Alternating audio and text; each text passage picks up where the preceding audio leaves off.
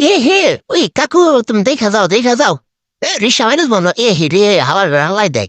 টাকারে মাইরাই দিল এরা কোনো কথা এই শালা তুই কি চোখে দাস না দেখতা সাইজ একটা মানুষ ইন্দা রাস্তা বারো বানাইছে তুই হ্যার একবারে বড় বড় উঠে দিবেন নাইছে তুমি কি বোম্বুলা খায় গাড়ি চালাও